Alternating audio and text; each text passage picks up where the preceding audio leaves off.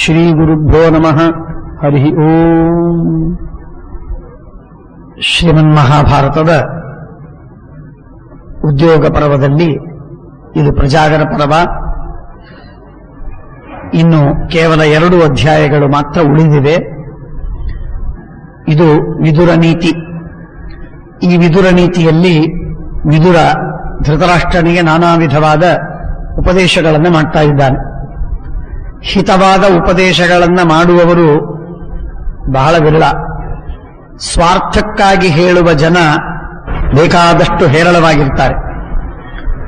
ಹಾಗಾಗಿ ವಿದುರ ಒಳ್ಳೆ ಧೈರ್ಯದಿಂದ ಹಿತವನ್ನೇ ಹೇಳ್ತಾ ಧೃತರಾಷ್ಟ್ರನಿಗೆ ಬೋಧನೆ ಮಾಡ್ತಾ ಇದ್ದಾನೆ. ಆದರೆ ಧೃತರಾಷ್ಟ್ರ ಕೇಳುವ ಸ್ಥಿತಿಯಲ್ಲಿಲ್ಲ. ಉಪದೇಶವನ್ನೇನೋ ಕೇಳಿದ, ಕಿವಿಯಾರೆ ಕೇಳಿದ, ಆದರೆ ಮನಸಾರೆ ಕೇಳಲಿಲ್ಲ.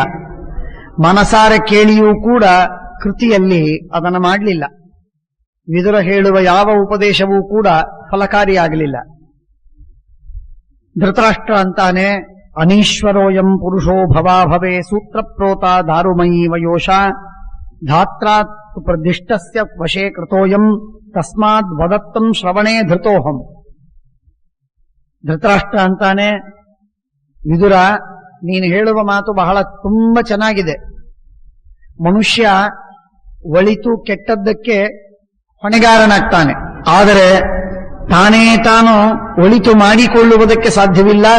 ತಾನೇ ತಾನು ತನಗೆ ಬೇಕು ಅಂತನ್ನುವುದಕ್ಕಾಗಿ ಕೆಟ್ಟದ್ದನ್ನು ಮಾಡುವುದಕ್ಕೆ ಅವನು ಸಮರ್ಥನಲ್ಲ. ಅವನು ಅತ್ಯಂತ ದುರ್ಬಲ, ಅವನು ಅಸಮರ್ಥ, ಅವನು ಅಸ್ವತಂತ್ರನಾಗಿದ್ದಾನೆ. ಅವನಿಗೆ ಬೇರೊಬ್ಬ ವ್ಯಕ್ತಿ ನಿಯಾಮಕರಾಗಿದ್ದಾನೆ.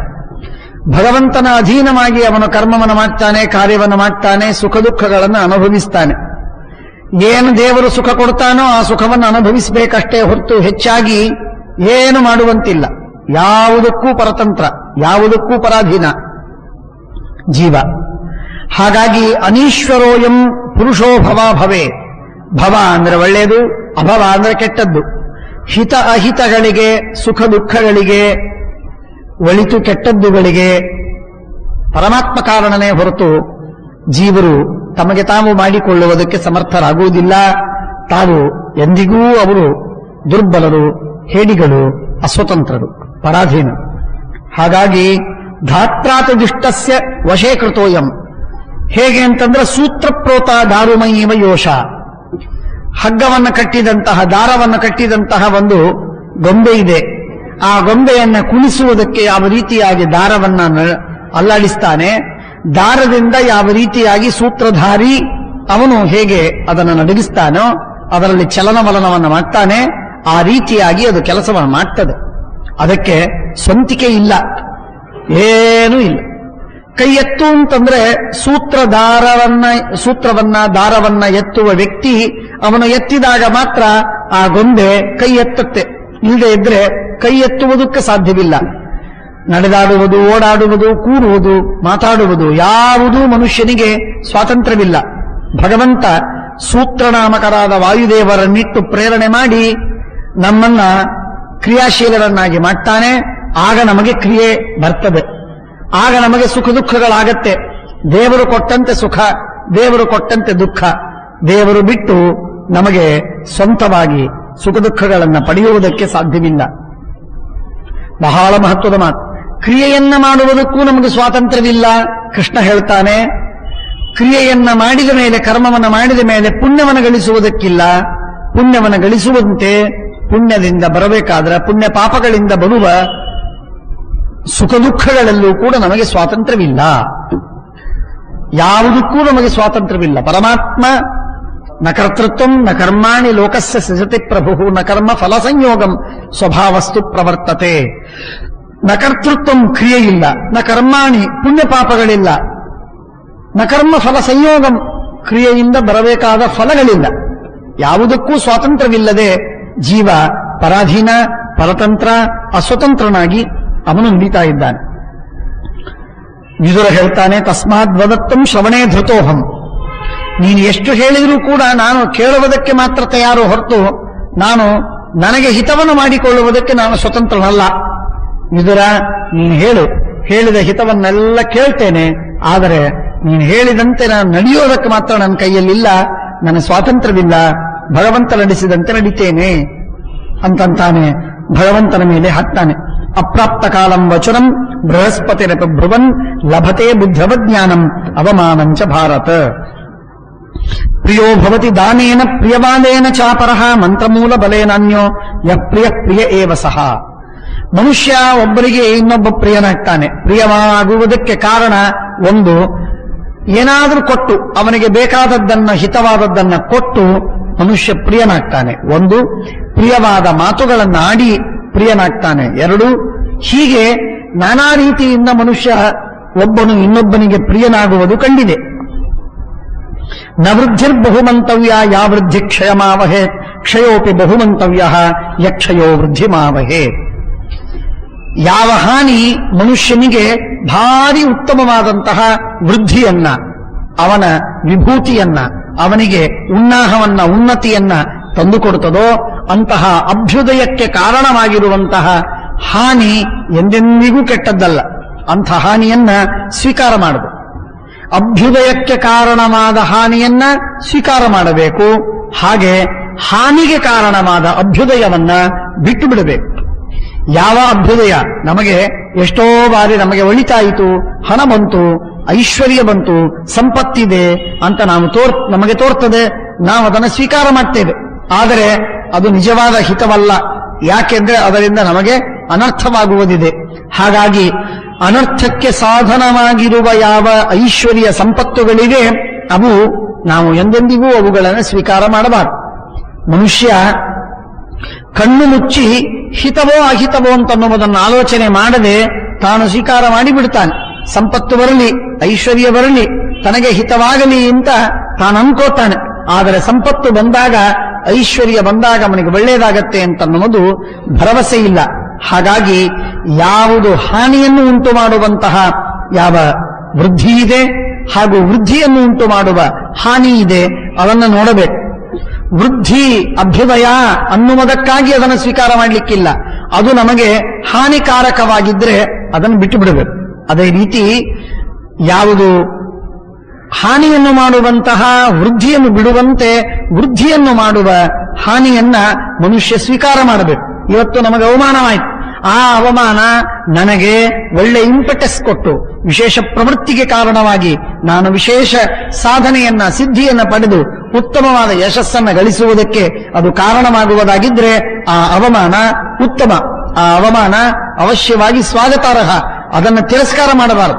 ಆ ಅವಮಾನದಿಂದ ಪಾಠವನ್ನು ಕಲಿಯಲಿಕ್ಕೆ ಸಾಧ್ಯವಿದೆ ಮನುಷ್ಯನಿಗೆ. ಹಾಗಾಗಿ ಮನುಷ್ಯ ಯಾವುದನ್ನು ತ್ಯಾಗ ಮಾಡಬೇಕು, ಯಾವುದನ್ನು ಸ್ವೀಕಾರ ಮಾಡಬೇಕು ಅಂತನ್ನುವುದನ್ನ ಎಚ್ಚರವನ್ನು ಕೊಡುವುದಕ್ಕಾಗಿ ಹೇಳ್ತಾ ಇದ್ದಾನೆ. ಖಂಡ ವೃದ್ಧಿಯನ್ನ ಸ್ವೀಕಾರ ಮಾಡಬೇಡ, ಎಲ್ಲ ಹಾನಿಗಳನ್ನ ನಿಷೇಧ ಮಾಡಬೇಡ ಅಂತ ವಿದುರ ತಿಳಿಸ್ತಾ ಇದ್ದಾನೆ. ಕ್ಷಯೋಪಿ ಬಹುಮಂತವ್ಯ ಯಕ್ಷಯೋ ವೃದ್ಧಿಮಾವಹೇ ನ ಸಕ್ಷಯೋ ಮಹಾರಾಜ ಯಕ್ಷಯೋ ವೃದ್ಧಿಮಾವಹೇ ಕ್ಷಯಸ್ಸತ್ವಿಹ ಮಂತವ್ಯ ಯಂ ಲಬ್ಧ್ವಾ ಬಹುನಾಶಯೇ.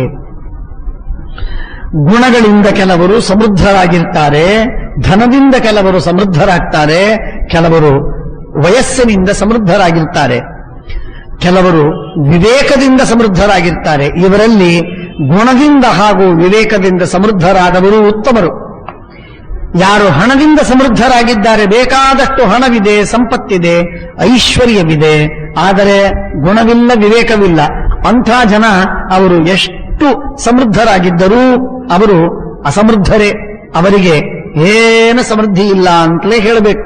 ಯಾಕೆ ಅಂದ್ರೆ ಅವರಿಗೆ ಉತ್ತಮವಾಗಿರುವಂತಹ ಗುಣಗಳಿಲ್ಲ, ಉತ್ತಮವಾದ ತಿಳುವಳಿಕೆ, ವಿವೇಕ ಅಂತನ್ನುವುದು ಅವರಿಗಿಲ್ಲ.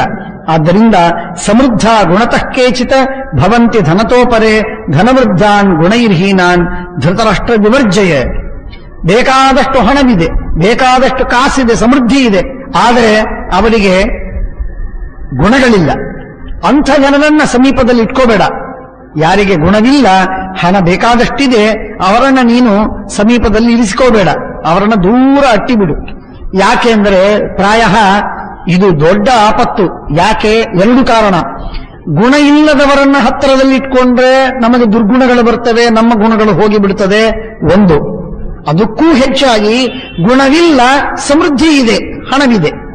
ಆಗೇನಾಗತ್ತೆ ನೋಡಿದ್ಯಾ? ಇವರೆಲ್ಲ ಏನು ಗುಣವಿಲ್ಲದೆ ಇದ್ರೂ ಕೂಡ ಎಷ್ಟು ಸಮೃದ್ಧರಾಗಿದ್ದಾರೆ, ಎಷ್ಟು ಸುಖವಾಗಿ ಬಾಳಿದ್ದಾರೆ, ಎಂಥ ಐಶ್ವರ್ಯವಿದೆ ಅವರಿಗೆ, ಏನ್ ಕಮ್ಮಿ ಆಗಿದೆ ಅವರಿಗೆ ಅಂತ ಹೇಳಿ ಮನುಷ್ಯನ ಮನಸ್ಸಿಗೆ ಪ್ರತಿಕ್ಷಣಕ್ಕೂ ತೋರಿ ತಾನು ಗುಣಹೀನನಾದರೂ ಕೂಡ ತಾನು ಉತ್ತಮವಾದ ಐಶ್ವರ್ಯವನ್ನ ಸಂಪತ್ತನ್ನ ಪಡೆದು ಸುಖವಾಗಿ ಇರಬಹುದು ಎಂಬ ಆಸೆ ಅವನಿಗೆ ದೃಢಮೂಲವಾಗುತ್ತೆ. ಹಾಗಾಗಿ ಮನುಷ್ಯ ಇದ್ದ ಗುಣಗಳನ್ನು ಕಳ್ಕೋತಾನೆ. ಔದಾರ್ಯ, ವಿನಯ, ನಾನಾ ವಿಧವಾದ ಸೇವೆ, ಶುಶ್ರೂಷೆ, ಧರ್ಮಬುದ್ಧಿ, ದಾನ, ತಪಸ್ಸು, ಪಾವಿತ್ರ್ಯ ಈ ಎಲ್ಲವನ್ನ ಕಳೆದುಕೊಂಡು ಮನುಷ್ಯ ಸ್ವೇಚ್ಛಾಚಾರವಾಗಿ ವರ್ತಿಸ್ತಾನೆ. ಇವತ್ತಾದದ್ದೇ ಅಷ್ಟು ಜಗತ್ತಿನಲ್ಲಿ ನೋಡಿದಲ್ಲೆಲ್ಲ ದುರ್ಗುಣಿಗಳು ಬೇಕಾದಷ್ಟು ಸಮೃದ್ಧರು. ಏನು ಗುಣವಿಲ್ಲ, ನ್ಯಾಯವಿಲ್ಲ, ಅನ್ಯಾಯ, ಮೋಸ ಅವುಗಳಿಂದ ಸಮೃದ್ಧರಾಗಿದ್ದಾರೆ. ಹಾಗಾಗಿ ಅವುಗಳನ್ನು ನೋಡಿ ನಾವು ಅನ್ಯಾಯವನ್ನು ಮಾಡಿ ಶ್ರೀಮಂತರಾಗೋಣ ಅನ್ನುವುದೊಂದೇ ಒಂದು ಪ್ರತಿಯೊಬ್ಬರ ಮನಸ್ಸಿನಲ್ಲಿರುವಂತಹ ಭಾವ, ಅದೇ ಒಂದು ಹಂಬಲ. ಹಾಗಾಗಿ ಮನುಷ್ಯ ಹಾಳಾಗ್ತಾನೆ, ಅದನ್ನೇ ಅನುಕರಣ ಮಾಡ್ತಾನೆ, ಹಾಗಾಗಿ ಹಾಳಾಗ್ತಾನೆ. ಅದಕ್ಕಾಗಿ ಹೇಳ್ತಾರೆ ಸಮೃದ್ಧ ಗುಣತಕ್ಕೇಚಿತ. ಯಾರು ಗುಣವಂತರಾಗಿದ್ದಾರೆ, ಮನುಷ್ಯನ ಮನಸ್ಸಿನ ಮೇಲೆ ಯಾರ ಸಹವಾಸದಲ್ಲಿರ್ತೇವೋ ಅವರ ಪ್ರಭಾವ ನಮಗೆ ಅಗಾಧವಾಗಿ ಆಗತ್ತೆ, ಗಾಢವಾಗಿ ನಮಗವರ ಪ್ರಭಾವ ಬೀಳುತ್ತದೆ. ಅದರಲ್ಲೂ ವಿಚಿತ್ರ ಏನು ಅಂತಂದ್ರೆ ದುರ್ಗುಣಿಗಳ ಪ್ರಭಾವ ಮನುಷ್ಯನಿಗೆ ಸಹಜವಾಗಿ ಸ್ವಾಭಾವಿಕವಾಗಿ ಬಹಳ ಆಗ್ತದೆ, ಸದ್ಗುಣಿಗಳ ಪ್ರಭಾವ ಆಗುವುದಿಲ್ಲ. ಗುಣವಂತರ ಪ್ರಭಾವ ಬಹಳ ಕಮ್ಮಿ ಮಟ್ಟದಲ್ಲಿ ಆಗ್ತದೆ. ಒಬ್ಬ ಗುಣವಂತ ಇದ್ದಾನೆ, ಅವನು 100 ಜನರಿಗೆ ಪ್ರಭಾವ ಮಾಡಿದರೆ ಹೆಚ್ಚು. ಆದರೆ ದುರ್ಗುಣಿ ಇದ್ದಾನೆ, ಮಹಾ ದುಷ್ಟನಿದ್ದಾನೆ, ಅವನ ಪ್ರಭಾವ 1000 ಜನರಿಗೆ ಆಗುವುದು ಸುಲಭ. ಆದ್ದರಿಂದ ಸಾಮಾನ್ಯವಾಗಿ ಪ್ರಾಯ ಈ ವಿಧವಾದಂತಹ ಲೆಕ್ಕದಲ್ಲಿರ್ತದೆ. ಹಾಗಾಗಿ ಮನುಷ್ಯನಿಗೆ ದುರ್ಗುಣದ, ದೋಷಿಗಳ, ದುಷ್ಟರ, ಅಸಾಧು ಜನರ ಪ್ರಭಾವ ನಮಗಾಗಿ ನಾವು ಹಾಳಾಗ್ತೇವೆ. ಆದ್ದರಿಂದ ಅಂಥ ಜನರ ಜೊತೆಗೆ ಸಹವಾಸವನ್ನು ಮಾಡಲಿಕ್ಕಿಲ್ಲ, ಅಂಥ ಜನರ ಜೊತೆಗೆ ಕೂಡಿ ಇರುವುದೇ ಸರಿಯಲ್ಲ, ಅವರಿಂದ ದೂರವಾಗಿರಬೇಕು ಅಂತ ಮಹಾಭಾರತ ನಮಗೆ ತಿಳಿಸ್ತದೆ. ಧನವೃದ್ಧಾನ್ ಗುಣೈರ್ಹೀನಾನ್ ಧೃತರಾಷ್ಟ್ರ ವಿವರ್ಜಯ. ನಿನ್ನ ಮಕ್ಕಳು ಬೇಕಾದಷ್ಟು ಧನವಂತ, ಆದರೇನು ಗುಣವಿಲ್ಲ, ಅವರಿಗೆ ಧರ್ಮವಿಲ್ಲ, ಹಿರಿಯರ ವಿಷಯದಲ್ಲಿ ವಿಶ್ವಾಸವಿಲ್ಲ, ಪ್ರೀತಿಯಿಲ್ಲ, ಪ್ರಾಮಾಣಿಕರಲ್ಲ, ಮೋಸವಿದೆ, ಉನ್ಮತ್ತರಾಗಿದ್ದಾರೆ, ಎಲ್ಲ ದುರ್ಗುಣಗಳೂ ಅವರಲ್ಲಿದೆ. ಇಂಥ ದುರ್ಗುಣವಿದ್ದದ್ದರಿಂದ ಅವರನ್ನು ನೀನು ವರ್ಜನೆ ಮಾಡು. ಸರ್ವಂ ತ್ವಂ ಆಯತೀಯುಕ್ತಂ ಭಾಷಸೆ ಪ್ರಾಜ್ಞಸಮ್ಮತಂ ನಚೋತ್ಸಹೇ ಸುತಂ ತ್ಯಕ್ತಂ ಯಥೋ ಧರ್ಮಸ್ತಥೋ ಜಯ. ಧೃತರಾಷ್ಟ್ರವನ್ನು ಮಾತು ಹೇಳ್ತಾನೆ, ತಮ್ಮ ವಿದುರ, ಬಹಳ ಉತ್ತಮವಾದ ಮಾತನ್ನು ಹೇಳ್ತಾ ಇದ್ದೀಯಾ ನೀನು, ಬಹಳ ಸುಂದರವಾದ ಮಾತನ್ನು ಹೇಳ್ತಾ ಇದ್ದಿ. ಯಾವುದು ನನಗೆ ಮುಂದೆ ಭವಿಷ್ಯತ್ತಿನಲ್ಲಿ ಹಿತವಾಗುತ್ತೋ ಅಂತಹ ಭವಿಷ್ಯತ್ತಿಗೆ ಹಿತವಾದ ಉತ್ತಮವಾದ ಮಾತುಗಳನ್ನು ಹೇಳ್ತಾ ಇದ್ದಿ, ಇದರಲ್ಲಿ ವಿವಾದವಿಲ್ಲ. ನನಗೆಲ್ಲ ತೋರ್ತದೆ ಮನಸ್ಸಿಗೆ, ಹೌದು ನೀನು ಹೇಳಿದ್ದು ಸತ್ಯವಾದದ್ದು ಅಂತ ನನ್ನ ಮನಸ್ಸಿಗೆ ಹೆಜ್ಜೆ ಹೆಜ್ಜೆಗೆ ತೋರ್ತದೆ. ಆದರೆ ನನಗೆ ಮಾಡುವುದಕ್ಕೆ ಮಾತ್ರ ಸಾಧ್ಯವಾಗ್ತಾ ಇದೆ. ಸುತಂ ನಚೋತ್ಸಹೇ ಸುತಂ ತ್ಯಕ್ತಂ ಯಥೋ ಧರ್ಮಸ್ತಥೋ ಜಯ. ಮಗನನ್ನ ತ್ಯಾಗ ಮಾಡಲಿಕ್ಕೆ ನನಗೆ ಮಮತೆ ಏನಿದೆ ಅದು ನನ್ನನ್ನ ಬಿಡ್ತಾ ಇಲ್ಲ. ಅದು ಬಹಳ ಬಲವಂತವಾಗಿ ನನ್ನನ್ನ ಯಾವಾಗಲೂ ಒತ್ತಾಯ ಮಾಡ್ತಾ ಇದೆ. ಬಲವಂತವಾಗಿ ನನ್ನನ್ನ ಸುತನ ಹಾರ್ದ, ಅರ್ಥಾತ್ ಒಂದು ಸ್ನೇಹ ಪಾಶ, ಆ ಸ್ನೇಹ ಪಾಶದಿಂದ ನನ್ನನ್ನು ಕಟ್ಟಿ ಹಾಕಿದೆ. ಹಾಗಾಗಿ ಅದನ್ನು ಬಿಡಿಸಿಕೊಂಡು ನನಗೆ ಬರುವುದು ಸಾಧ್ಯವಾಗ್ತಾ ಇಲ್ಲ. ಪ್ರಸಂಗ ಮಜರಂ ಪಾಶಂ ಅಂತ ಭಾಗವತ ಹೇಳಿದಂತೆ ಹೇಳ್ತಾನೆ, ನಚೋತ್ಸಹೇ ಸುತಂ ತ್ಯಕ್ತಂ ಯಥೋ ಧರ್ಮಸ್ತಥೋ ಜಯ. ಇನ್ನು ನಿನಗೆ ಸೋಲಾಗತ್ತೆ, ಆಯ್ತು ಆಗಲಿ, ಎಲ್ಲಿ ಧರ್ಮವಿದೆಯೋ ಅಲ್ಲಿ ಗೆಲುವಾಗತ್ತೆ, ಇದು ನನಗೆ ಗೊತ್ತು. ನನಗೆ ನನ್ನ ಪಕ್ಷದಲ್ಲಿ ಧರ್ಮವಿಲ್ಲ, ಇದೂ ನನಗೆ ತಿಳಿದ ಮಾತು. ಹಾಗಾಗಿ ನಾನು ಸೋಲುವುದು ನಿಶ್ಚಿತ. ಆಗಲಿ, ನಾನು ಸೋತರಾದರೂ ಚಿಂತೆ ಇಲ್ಲ, ನನ್ನ ಮಗನ ಮೋಹವನ್ನು ನಾನು ಬಿಡ್ಲಾರೆ. ಸತ್ತರಾದರೂ ಚಿಂತೆ ಇಲ್ಲ, ನನ್ನ ಮಗನ ಮೋಹವನ್ನ ಬಿಡಲಾರೆ. ವಂಶ ಹಾಳಾದರೂ ಚಿಂತೆ ಇಲ್ಲ, ಮಗನ ಮೋಹ ಬಿಡ್ಲಾರೆ. ನೋಡಿ, ಈ ಮಾತಿನೊಳಗೆ ಎಷ್ಟೆಲ್ಲ ತಿಳಿದಿದ್ದಾನೆ, ಎಷ್ಟೆಲ್ಲ ತಿಳಿದ್ರೂ ಕೂಡ ಏನೂ ಆಗುವುದಿಲ್ಲ ಅಂತ ಹೇಳ್ತಾನೆ. ನಮ್ಮೆಲ್ಲರ ಅವಸ್ಥೆ ಇಷ್ಟೇ, ನಾವೆಲ್ಲರೂ ಧೃತರಾಷ್ಟ್ರರೇ. ಗೊತ್ತಿಲ್ಲ ಅಂತಿಲ್ಲ, ಧರ್ಮ ಗೊತ್ತು, ನ್ಯಾಯ ಗೊತ್ತು, ಸತ್ಯ ಗೊತ್ತು, ಎಲ್ಲ ಗೊತ್ತು ನಮಗೆ. ಎಲ್ಲ ಗೊತ್ತಿದ್ದು ಹಾನಿಯಾಗತ್ತೆ ಅಂತ ತಿಳಿದು ತಿಳಿದು ನಾನು ಕಾಲಿಡ್ತಾ ಇದ್ದೇವೆ. ನಮಗೆ ಗೊತ್ತಿಲ್ಲ ಅಂತೇನಿಲ್ಲ. ಗೊತ್ತಿಲ್ವೋ ನಮಗೆ? ಸುಳ್ಳು ಮಾತಾಡಬಾರದು, ಅನ್ಯಾಯ ಮಾಡಬಾರದು, ಅಧರ್ಮವನ್ನ ಪಾಪವನ್ನ ಮಾಡಬಾರದು, ಹಿರಿಯರ ಗುರುಗಳ ದೊಡ್ಡವರ ದ್ವೇಷವನ್ನ ಮಾಡಬಾರದು. ಗೊತ್ತಿಲ್ಲ ನಮಗೆ? ಗೊತ್ತಿದೆ. ಬಿಡ್ತೇವಾ? ಬಿಡುವುದಿಲ್ಲ. ಏನದು? ಮಗನ ಮೋಹ ಅವನಿಗೆ, ನಮಗೆ ನಮ್ಮ ಮೋಹ. ನಮ್ಮ ನಿಲುವು, ನಮ್ಮ ನಿರ್ಧಾರ, ನಾವು ತಿಳಿದುಕೊಂಡದ್ದು, ನಾವು ಅಂದುಕೊಂಡದ್ದು, ನಮ್ಮ ಕಾಮ ಕ್ರೋಧಾದಿಗಳು, ಅದೆಲ್ಲ ನಮ್ಮ ಮಕ್ಕಳು, ಅದೆಲ್ಲ ನನ್ನ ಸಂಬಂಧಿಗಳು. ಅವರ ಮೋಹ ನಮಗೆ ಆಗಿ ಇದ್ದದ್ದಕ್ಕಾಗಿ ನಾವು ಬಿಡ್ಲಾರೆ. ಹಾಗಾಗಿ ಏನಾದರೂ ನಮಗೆ ಗೊತ್ತು, ಏನಾದರೂ ಕೂಡ ನಮಗೆ ಹಾನಿಯಾದೀತು, ನಾವು ಈ ಪಾಪ ಮಾರ್ಗದಲ್ಲಿದ್ರೆ ಅಂತ ನಮಗೆ ತಿಳಿದರೂ ನಾವು ಸರ್ವಥಾ ಬಿಡುವುದಿಲ್ಲ. ಇದು ನಮ್ಮ ಸ್ವಭಾವ. ಆದ್ದರಿಂದ ಅದಕ್ಕಾಗಿ ಹೇಳ್ತಾರೆ, ಸರ್ವಂ ತ್ವಂ ಆಯತೀ ಉಕ್ತಂ ಭಾಷಸೆ ಪ್ರಾಜ್ಞಸಮ್ಮತಂ. ಜ್ಞಾನಿಗಳಿಗೆ ಸಮ್ಮತವಾದ ಮಾತುಗಳನ್ನು ಹೇಳ್ತಾ ಇದ್ದೀಯಾ ವಿದುರ, ಆದರೆ ನೀನು ಹೇಳುವ ಮಾತನ್ನ ನಾನು ಪಾಲಿಸುವುದಕ್ಕೆ ಮಾತ್ರ ನನಗಾಗ್ತಾ ಇಲ್ಲ. ಅತೀವ ಗುಣಸಂಪನ್ನೋ ನಜಾತು ವಿನಯನ್ವಿತಃ ಸುಸೂಕ್ಷ್ಮ ಭೂತಾನಾಂ ಉಪಮರ್ದಮುಪೇಕ್ಷತೆ. ಅತೀವ ಗುಣಸಂಪನ್ನ ನಜಾತು ವಿನಯಾನ್ವಿತಃ ಸುಸೂಕ್ಷ್ಮಮಪಿ ಭೂತಾನಾಂ ಉಪಮರ್ದಮುಪೇಕ್ಷತೆ. ಪರಾಪವಾದ ನಿರತಾಃ ಪರದುಃಖೋದಯೇಷು ಚ ಪರಸ್ಪರ ವಿರೋಧೇ ಚ ಯತಂತೆ ಸತತೋತ್ಥಿತಾಃ. ದುಷ್ಟರ ಸ್ವಭಾವವನ್ನು ಹೇಳ್ತಾ ಇದ್ದಾನೆ. ದುಷ್ಟರ ಸ್ವಭಾವ ಏನು? ಅವರಿಗೆ ಬಹಳ ಅಹಂಕಾರ, ಮಹಾ ಅಹಂಕಾರಿಗಳು ದುಷ್ಟರು. ಒಂದು, ದುರ್ಗುಣಗಳು ತುಂಬಿರ್ತವೆ. ಎರಡು, ಬೇಕಾದಷ್ಟು ಅನ್ಯಾಯದಿಂದ ಸಮೃದ್ಧಿಯನ್ನು ಪಡೆದಿರ್ತಾರೆ. ಇವೆಲ್ಲ ಇದ್ದದ್ದಕ್ಕಾಗಿ ಇನ್ನೊಬ್ಬರನ್ನ ನಿಂದೆ ಮಾಡುವಲ್ಲಿ ನಾಲಿಗೆ ಚಾಚಿ ಕೂತಿರ್ತದೆ. ಪರಾಪವಾದ ನಿರತಾಹ, ಬೇರೊಬ್ಬರಿಗೆ ಕೆಟ್ಟ ಹೆಸರು ಕೊಟ್ಟು ಅವರ ನಿಂದೆಯನ್ನು ಮಾಡಿ ಅವರನ್ನು ದೂಷಿಸುವಲ್ಲಿ ನಾಲಿಗೆ ಚಾಚಿ ಬಿದ್ದಿರ್ತದೆ. ಪರದುಃಖೋದಯೇಷು ಚ, ಅವರಿಗೆ ದುಃಖವಾಗದಷ್ಟು ಇವನಿಗೆ ಆನಂದವಾಗತ್ತೆ. ಇವನಿಗೆ ಬೇರೆಯವರಿಗೆ ಎಷ್ಟು ಕಷ್ಟವಾಗುತ್ತೋ ಅಷ್ಟು ಇವನಿಗೆ ಸಂತೋಷ, ಇವನಿಗೆ ತೃಪ್ತಿ.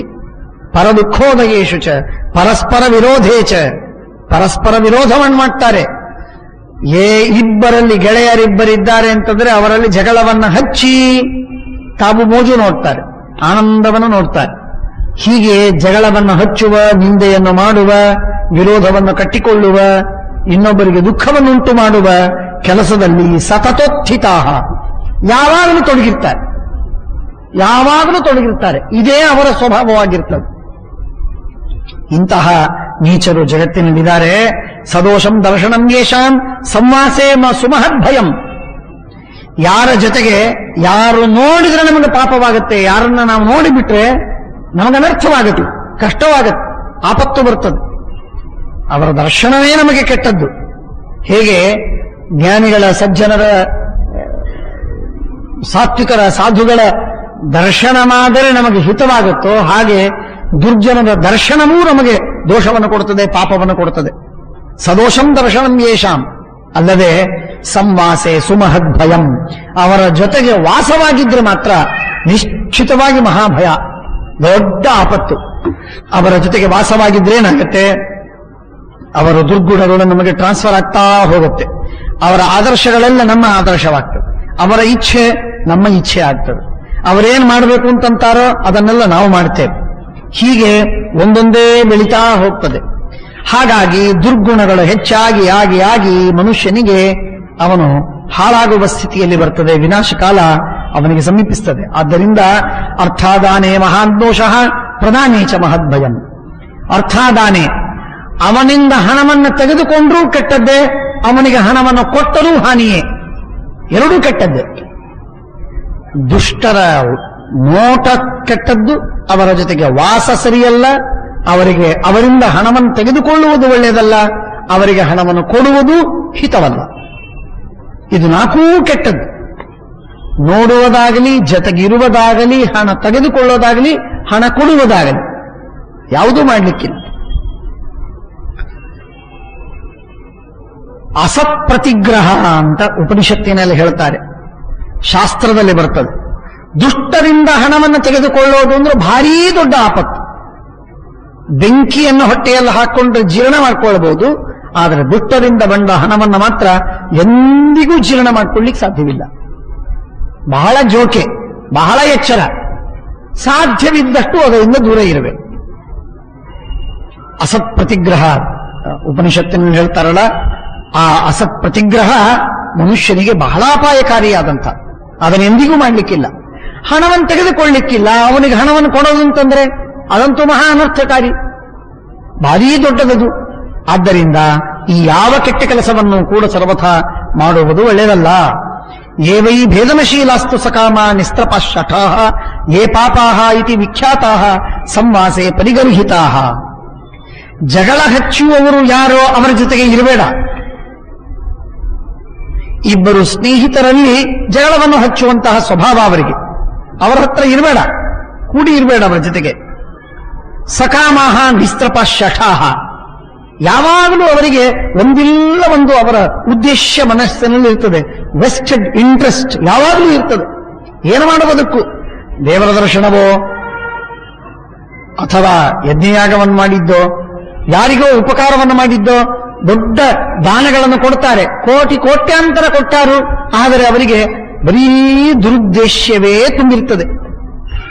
ದುರುದ್ದೇಶದಿಂದ ಮಾಡುವಂತಹ ಈ ತರಹದ ದುಷ್ಟ ಜನರಿಗೆ ನೀನು ಅವಕಾಶವನ್ನು ಕೊಡಬೇಡ, ಅವರ ಜೊತೆಗೆ ವಾಸವಾಗಿ ಇರಬೇಡ. ಏವೈ ಭೇದನಶೀಲಾಹ, ಜಗಳವನ್ನು ಹಚ್ಚುವವರು, ಸಕಾಮಾಹ, ಮಹಾಕಾಮುಕರು ಅಥವಾ ಸ್ವಾರ್ಥಿಗಳು, ನಿಸ್ತ್ರಪಾಹ, ನಾಚಿಕೆ ಇಲ್ಲದವರು, ಶಠಾಹ, ಗೂಢದ್ವೇಷಿಗಳು, ಏವೈ ಪಾಪಾಹ ಇತಿ ವಿಖ್ಯಾತಾಹ, ಮಹಾಪಾಪವನ್ನು ಮಾಡುವವರು ಅಂತ ಜಗತ್ತಿನಲ್ಲಿ ಪ್ರಸಿದ್ಧರು. ಅಂಥವರ ಜೊತೆಗೆ ನೀನು ಸರ್ವಥಾ ವಾಸವನ್ನ ಮಾಡಬೇಡ. ಸಂವಾಸೆ ಪರಿಗರ್ಹಿತಾಹ, ಅವರ ಜೊತೆಗೆ ವಾಸವಾಗಿರುವುದನ್ನ ಆ ಸಾಧ್ಯವಿದ್ದಷ್ಟು ತಪ್ಪಿಸು. ಅದನ್ನು ಮಾಡಿದರೆ ನೀನು ಗರ್ಹಿತನಾಗ್ತಿ, ನೀನು ಅನರ್ಥಕ್ಕೆ ಈಡಾಗ್ತಿ. ಆದ್ದರಿಂದ ಅವರನ್ನು ಹತ್ರ ಸೇರಿಸಬೇಡ.